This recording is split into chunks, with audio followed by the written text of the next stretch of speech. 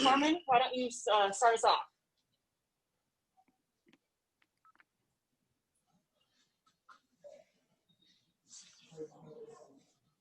Mike, can you hear me? Okay, I think he froze. Dakota, why don't you start us off?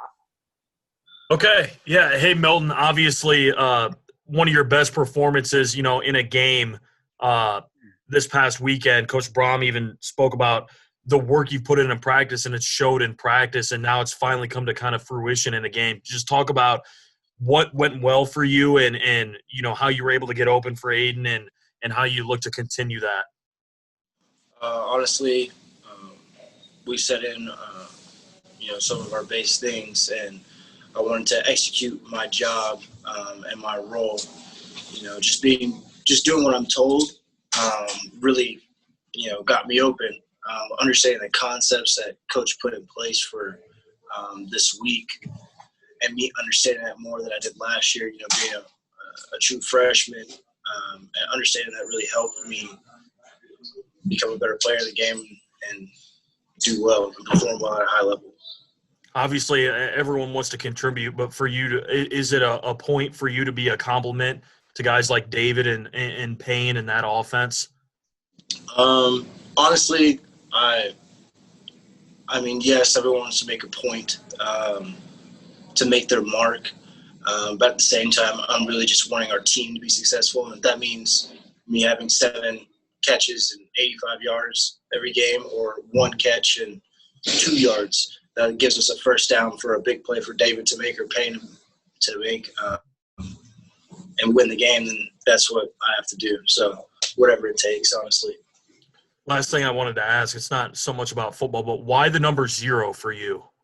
Honestly, Coach, I think somebody else was taking my number, and Coach was like, you want the number 0? And I said, yeah, I might as well try. It's a pretty cool number. Okay. Thanks, man. Thank you. All right. Thanks, Dakota. Hannah from the Exponents. How big of a deal is it to win the first game of the season to you? Honestly, it's pretty huge, seeing the history of us losing the past 2 years, our first game. And, my freshman year last year playing against Nevada and us being up, and then that field goal loss. So, it's really big for our program and it's big for us. But at the same time, we're always hearing from Coach that it's a 1-game season. And so we got to come back stronger this next week against Illinois. And how do you feel going into the Illinois game? Honestly, I feel that, our team is getting prepared and staying sound and staying honestly focused more than ever, I think, just because, we have a little more confidence, but we know that we have to work even harder than we did the last week. Great. Thank you. Thanks, Hannah. Mike Carmen. Hey, Milton. You took a pretty vicious shot there early in the game, and what happened on that? Scramble drill. You just got to find the next best option, and sometimes you just get lit up. I don't know. I just wanted to try to get a first down, be an outlet for Aiden there. But sometimes it comes at a price, and for me, I got smacked. I mean, obviously you came back in the game, so you didn't suffer any injury, but was it more of just getting the wind knocked out of you, or was it something else? No, I got the wind knocked out of me, but honestly, I just wanted to get back into the game and play. But for you to come back after that and continue to have the kind of game that you had, I mean, what did that mean for you, just from a confidence standpoint, to get back out on the field? We stress being tough here at Purdue, so that's just showing that no matter who it was, we're just not going to back down. We're going to keep fighting and keep playing to be better in the game. So for me, honestly, it was like I can't let my teammates down. I got to keep playing and keep grinding for this win. Have you ever been hit that hard before? Not in the Big Ten. No, not yet. But that was the first big hit that I've gotten, but here in college. But it happens. How did you manage the offense, the work that you did to get to the point where it showed up on Saturday in that game? I didn't hear the first part. Yeah. Sorry, you broke up a little bit, Mike. Can you repeat that? All right, I'm sorry. Just what was the work like in the off season for you to prepare to get ready for the season and for maybe that work to show up in the game on Saturday? Honestly, it was more of working on technique things, especially catching, because there were some obvious moments last year that I missed opportunities to catch the ball for big plays and touchdowns. But working on over the shoulder and, just making sure I can catch the football at any cost. How much did some of those drops kind of stay with you in the off season and maybe motivate you to? Every single one of them, especially in Wisconsin. All of my drops, I looked at them. I want to be better than I was last year and want to, emphasize that for this year. But not even throwing a touchdown pass could eliminate the drops from your mind? No, not at all. That's just one play that was awesome, but at this point, that was last year. It really doesn't mean anything. Bryson Hopkins is in the league, and I'm here, and I'm trying to make a statement for our team.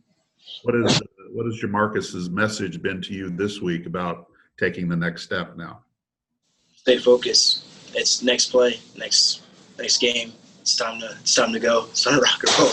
Honestly, that he gave us a good clap, a pat on the back right after the game, but Sunday comes around, we correct what we did, and we move on.